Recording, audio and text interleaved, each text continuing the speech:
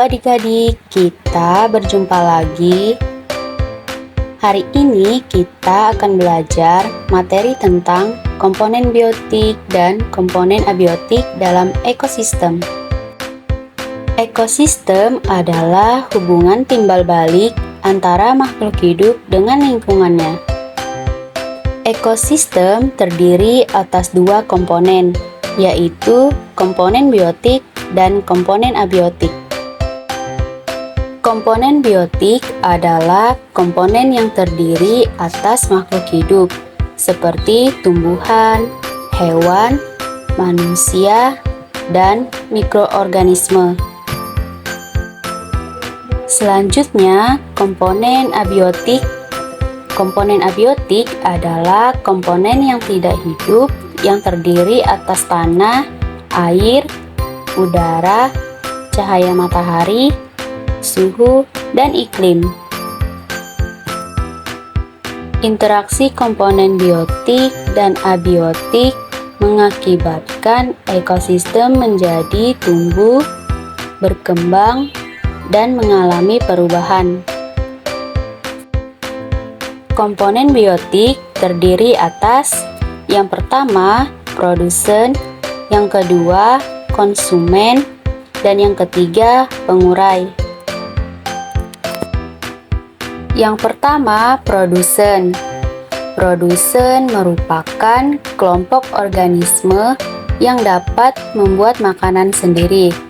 Semua jenis tumbuhan hijau memiliki klorofil yang digunakan pada proses fotosintesis untuk menghasilkan makanan sendiri.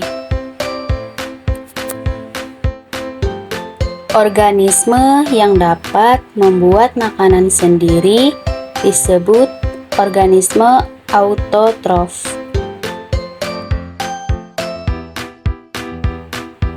Yang kedua, konsumen.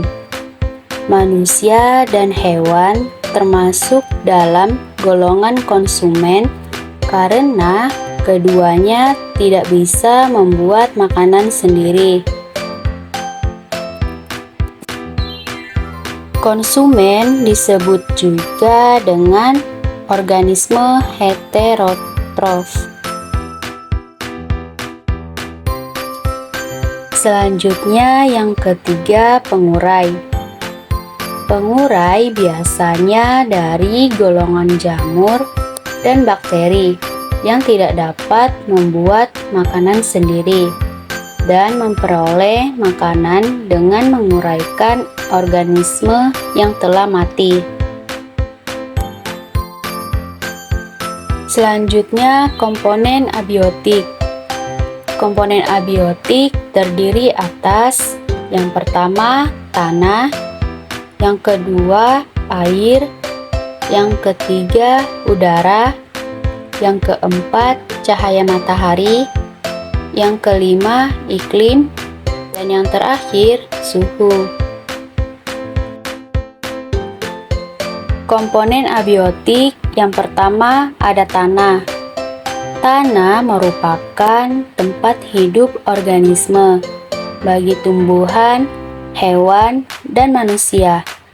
Tanah berperan sebagai tempat tumbuh dan hidup, tempat melakukan aktivitas kehidupan, tempat berlindung, serta sumber nutrisi.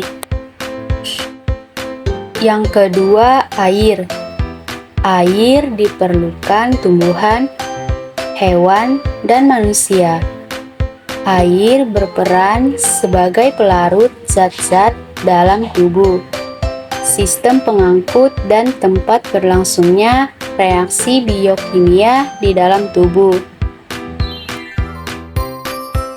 Komponen abiotik yang ketiga adalah udara.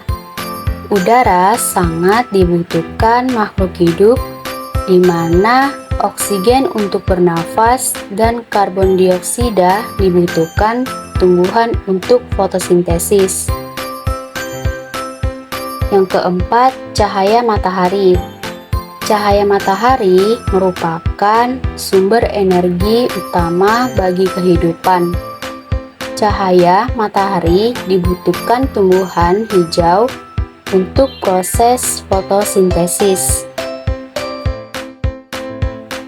Komponen abiotik yang kelima adalah iklim. Iklim merupakan keadaan cuaca di suatu tempat yang luas untuk waktu yang lama. Dan yang terakhir, suhu. Setiap makhluk hidup memerlukan suhu tertentu yang sesuai untuk melakukan aktivitas hidupnya. Perubahan suhu lingkungan akan sangat berpengaruh terhadap kehidupan makhluk hidup.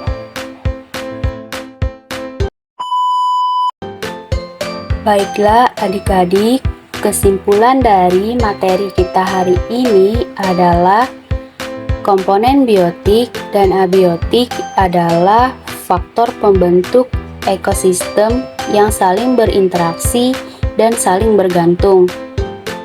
Komponen biotik adalah semua makhluk yang ada dalam ekosistem seperti tumbuhan, hewan, manusia, dan mikroorganisme. Komponen abiotik adalah semua unsur yang tidak hidup dalam ekosistem seperti tanah, air, udara, cahaya matahari, iklim, dan suhu.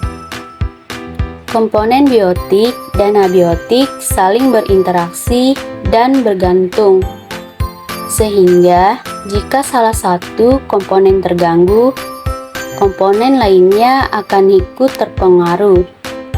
Hubungan ini penting karena mempengaruhi keseimbangan ekosistem dan keberlanjutan kehidupan di dalamnya.